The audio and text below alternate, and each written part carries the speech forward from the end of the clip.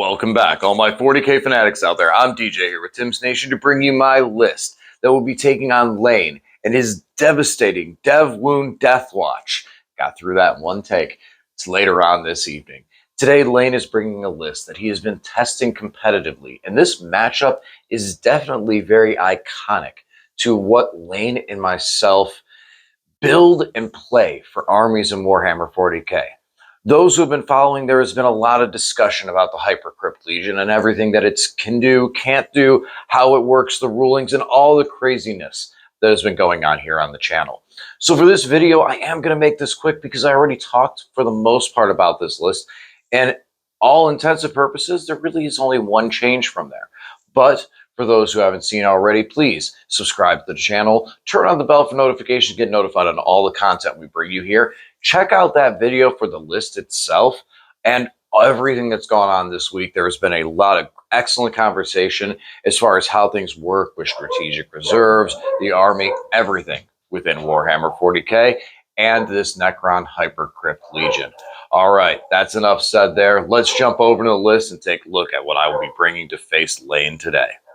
All right, here it is, my Hypercrypt Legion that I will bring tonight. You may notice there is no monolith present.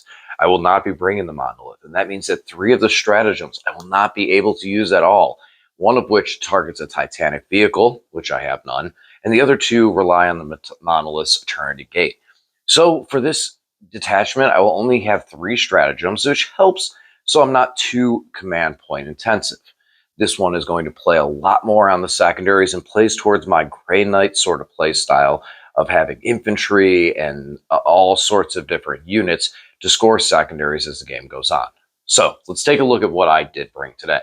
So for starters, let's go right over into the, I would say auto-include for me, because I run them all the time, and that is my Canoptek spiders. The only reason I say they're an auto-include is just simply the fact that I love me some spiders, and I run them as much as I can. In this dynasty, I think they will have a very interesting play because of the fact that they can come on from the sides, from table edges, from strategic, and just apply a punch. Keeping these up in my opponent's face for a long period of the game will allow me to do other things in the backfield while they have to deal with these annoying spiders that are very tough and just very durable. They give themselves their 6-up feel no pain. They have defense against psychic with a Glim Prism and mortal wounds. And on top of all that, they also hit like trucks in combat and shoot very well. They don't have any rerolls like the Canoptek Court would give, but they'll still hit pretty hard all the same. On top of that, there is one strat out of this detachment that allows me to give a vehicle unit a 4-up invuln, and well, these guys are a vehicle unit.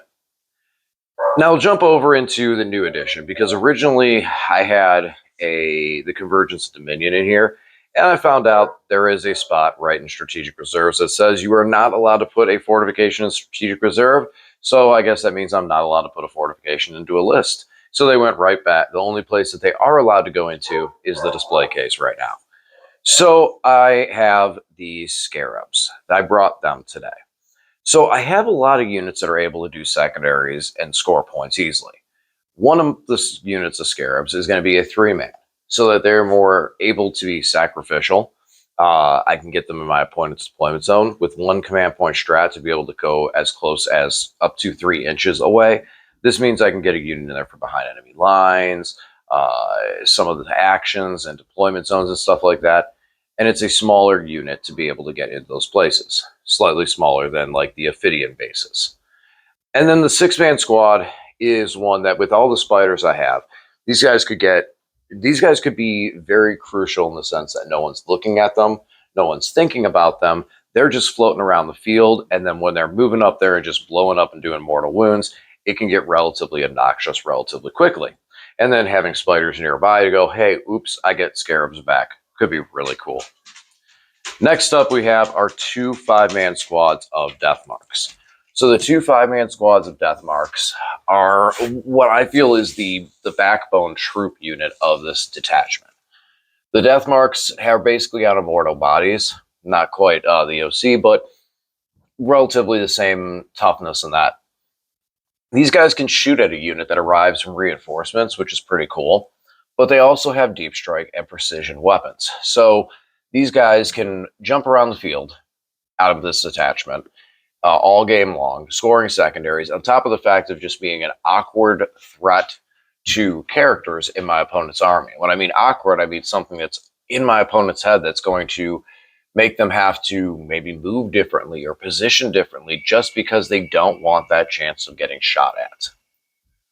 Now, over into some more of my damage dealers, we have our Locust Destroyers. I'm taking a 6-man brick, and I will have 2 Locust Lords. Here's the first one.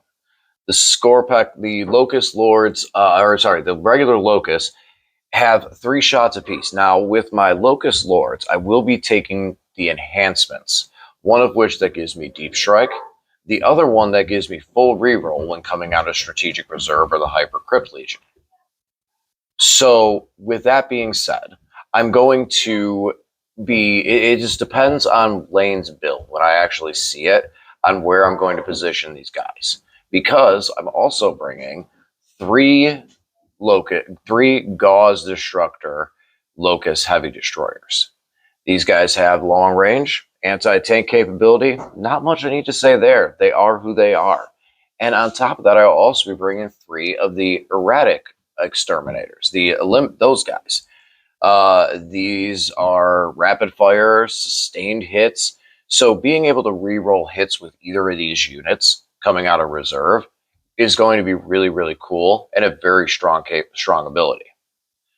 Now, the other Locust Lord will be giving a unit Deep Strike, which is also a very good ability that could help out with the Locusts since they're a larger unit. So when I actually see and break down, it's going to matter where the Locust Lords go. Which of these 3 units do I want to Deep Strike, and which one do I want to give full rerolls to when coming out of reserve for sustained or lethal hits?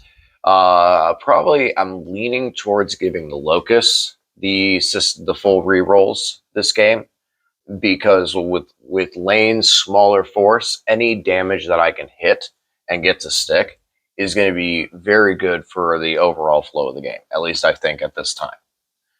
I talked about it before. We got 2 squads of Ophidian Destroyers. Ophidians add to the cap of how many units I can pick up off reserve, because they inherently are able to pick up themselves and Deep Strike back down. So this is 2 free units on top of the 3 that I'll be able to pick up normally. These guys, that's basically their entire role. They play very well on secondary missions, and this is an army that wants to win 40 points on secondary mission every single game. So these guys seem like a very good pick for this army. And we also have a Canoptek Sentinel. Canoptek Sentinel has Deep Strike and is just a larger body. So this guy's going to be able to hit and help me on more of my primary game for being something that's a little tougher to remove and also gains better defense when being near objectives. If I start to lose control of that objective, I don't have to lose the Sentinel, as I can pick him up and then re-Deep Strike him back somewhere else because of the Hypercrypt hyper-phasing ability. Last and surely not least, I will be bringing a 6-man squad of Wraiths, led by a Technomancer who will also be my Warlord. This unit, I will be giving him the Auto Advance 6, so this unit will be able to move basically 16 inches at my will. And their job is going to be staying in the backfield more. This is going to be a unit that's going to be holding primary objectives and trying to score those points for me, and being an army that is a unit that is an afterthought for most of my opponents, making them difficult to take out just simply on the fact of how tough and durable they are, and able to move around from primary objective to primary objective to keep my score high on that. The Technomancer himself will also be my Warlord. This is going to allow me to be able to use the reanimation strat late into the game on a character that is protected and in my backfield. I don't want to not be able to reanimate with this army from reserve at all.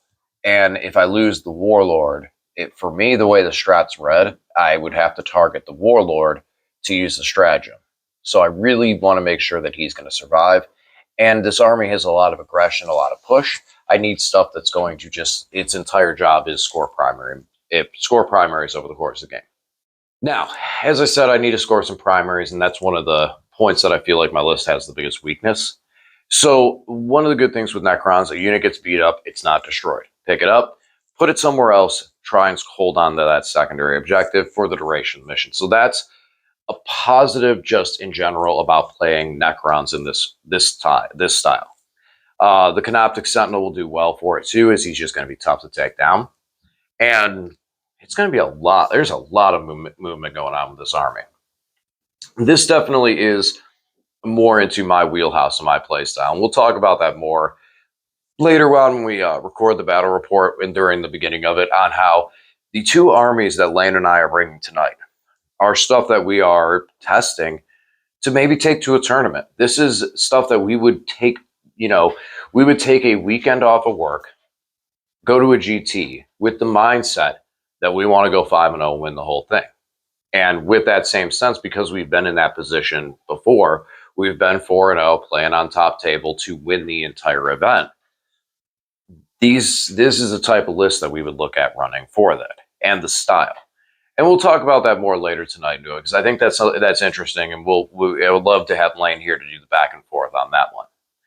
Now, my general goal is I want to have secondaries locked and in the bank. This army does not require me to run a lot of command points. I have 3 stratagems that I really can use off the detachment itself. So I shouldn't be in a position where command points really matter that much. There are a few secondaries that I can't really... There are some secondaries that, depending on the game state, I won't be able to score. And that's, like I said, it depends on the game state. But for the most part, I should be able to score every single secondary whenever I draw it to a higher quantity and higher quality, even all the way up to capture enemy outposts with the stratagem that lets me drop within 3 inches. Something I mentioned in my other video is it's not necessarily killing the unit on the objective that is the issue. In a lot of situations, it's having a unit that's able to tag that objective to take it. That's the issue. And for this dynasty, this detachment with that 1 command point to drop within 3 inches, that's going to greatly help me to be able to score secondaries such as that one late into the game.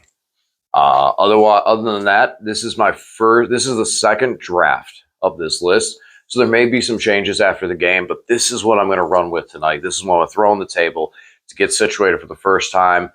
We'll see how it goes. We'll see how it works. Lane's got some brutal, devastating wound list that he's bringing in. It's going to be vicious. It's going to be a fight. So, as always, thanks for watching, and we'll talk to you again soon.